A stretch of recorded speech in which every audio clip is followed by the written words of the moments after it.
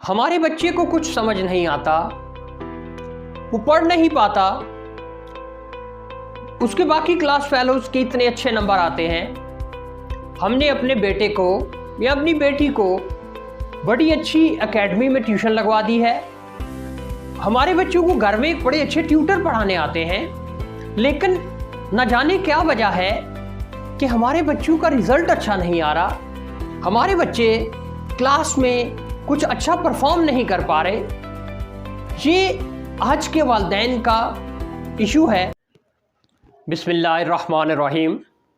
In the name of Allah, the most beneficent, the merciful. आज की video उन्हीं वालिदैन के लिए है, आज की वीडियो असातिज़ा के लिए है कि ऐसे वो तमाम बच्चे, ऐसे वो तमाम लर्नर्स कि बहुत ज़्यादा कोशिश के बावजूद अगर उनके मार्क्स अच्छे नहीं आ रहे, अगर उनकी परफॉर्मेंस बेहतर नहीं हो रही, तो हमें कुछ ऐसी बातों का जानना ज़रूरी होगा कि जो कि उसकी मेन वजह है, वो काज़िज़ हैं उनके उस रिज़ल्ट की। अगर हम इंडिविजुअल डिफरेंसेस को समझ सकते हैं तो हम ये कहना हमारे लिए मुश्किल नहीं होगा कि हर बच्चे की ज़हनी सलाहियत अल्लाह रब्बुल इज़्ज़त की ज़ात ने मुख्तलिफ रखी है। अलबत्ता जो बच्चे स्लो लर्नर हैं या जिनको सीखने में मुश्किल आ रही है, आज की वीडियो ऐसे बच्चों के मसाइल जो कि वालिदैन की परेशानी का सबब है, असातिज़ा की परेशानी का सबब है, उनके हल की तरफ आपको लेके जाएगी। यकीनन क्लास में असातिज़ा कुछ ऐसे बच्चों से परेशान होते हैं, घरों में वालिदैन भी अपने बच्चों की इस परेशानी की वजह से बहुत ज़्यादा डिस्टर्ब रहते हैं कि हमारे बच्चों को कुछ समझ नहीं आता।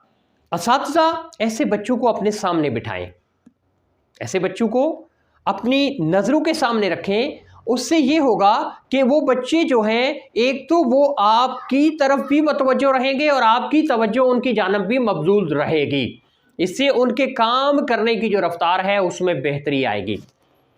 नंबर 2, यहाँ इनको बहुत ज़्यादा तवज्जो की ज़रूरत होती है, तो फिर असातिज़ा जब इनको कोई भी इंस्ट्रक्शंस, कुछ हदायत देते हैं तो उसको बार बार रिपीट करें।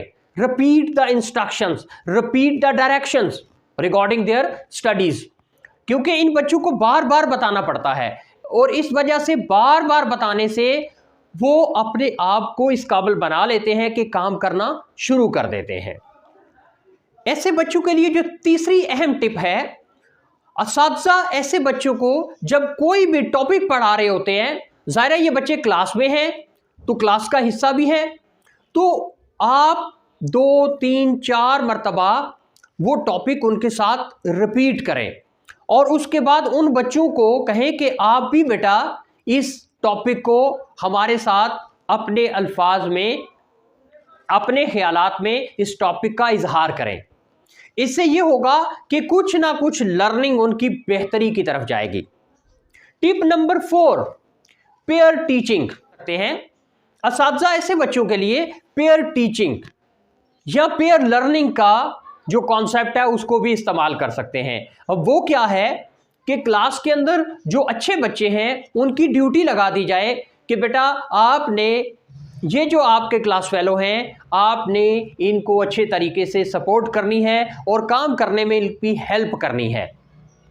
अब इस मामले में यानी पेयर टीचिंग में या पेयर लर्निंग में आप एक बात का ध्यान रखिएगा कि वो जो ज़हीन बच्चा है वो उस बच्चे के साथ उसको काम कराते हुए कहीं अपना काम पीछे ना छोड़ दे। इसलिए इस केयर के साथ आप पेयर लर्निंग को अपनी क्लास के अंदर अप्लाई कर सकते हैं। फिर ऐसे जो बच्चे होते हैं इनको बहुत ज़्यादा मॉनिटरिंग की ज़रूरत होती है।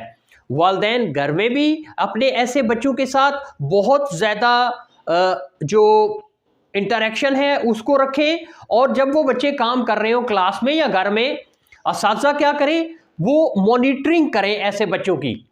अब जाहिर है क्लास में अगर बच्चे बहुत ज़्यादा हैं, स्टूडेंट्स ज़्यादा हैं, तो असातिज़ा के लिए मॉनिटरिंग मुश्किल हो जाती है। तो इसके लिए बड़ा अच्छा एक कॉन्सेप्ट हमारे स्कूल्स में अभी भी राइज है और वो है ग्रुप लीडर्स। तो टीचर जो हैं वो ग्रुप लीडर्स की ये ड्यूटी लगा दें कि बेटा आपने इनको मॉनिटर करना है, इनका काम चेक करना है, जो होमवर्क ये है और जो क्लास वर्क है उसको आपने इनका चेक करते रहना है। उससे एक तो उन बच्चों के अंदर रिस्पॉन्सिबिलिटी का जो लेवल है वो बढ़ेगा, बेहतर होगा, और आपकी इस टेक्निक से, आपकी इस मदद करने के तरीका से उन बच्चों को अपनी इंपॉर्टेंस का जो है वो ख्याल आएगा कि हमें कितनी ज्यादा अहमियत दी जा रही है और हमने इस काम को करना है।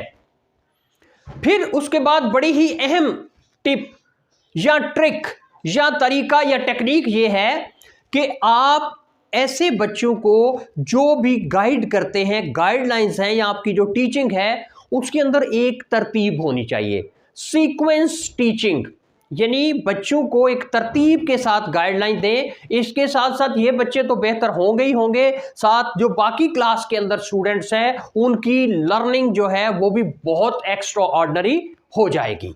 यकीनन ये बच्चे जो हैं इनको लर्निंग डिफिकल्टीज होती हैं, तो उसके लिए असातिज़ा ये काम कर सकते हैं कि इनको एक्स्ट्रा टाइम दें, give them extra time.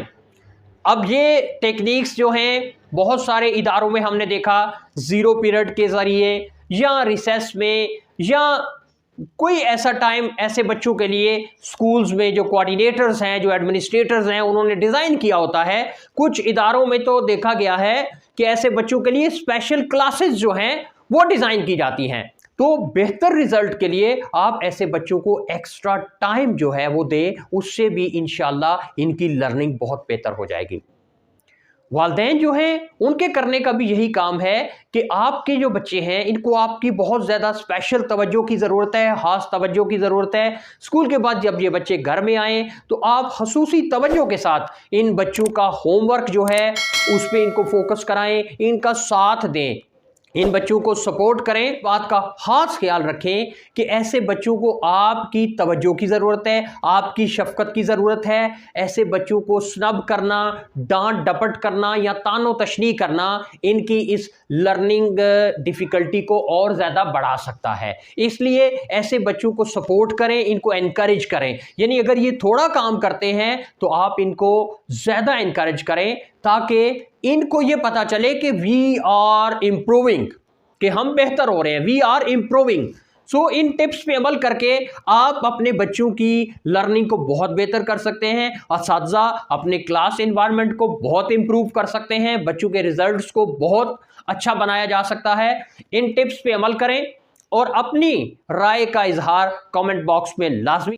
Teaching learning process के हवाले से, पेरेंटिंग के हवाले से डिस्क्रिप्शन में आपको हमारी एक सीरीज ऑफ वीडियोस भी अवेलेबल है, आप वो देख सकते हैं और अपने बच्चों को बेहतर तरीके से गाइड कर सकते हैं। अपना बहुत सारा ख्याल रखिएगा। अल्लाह हम सबका हामी हो, नासिर हो।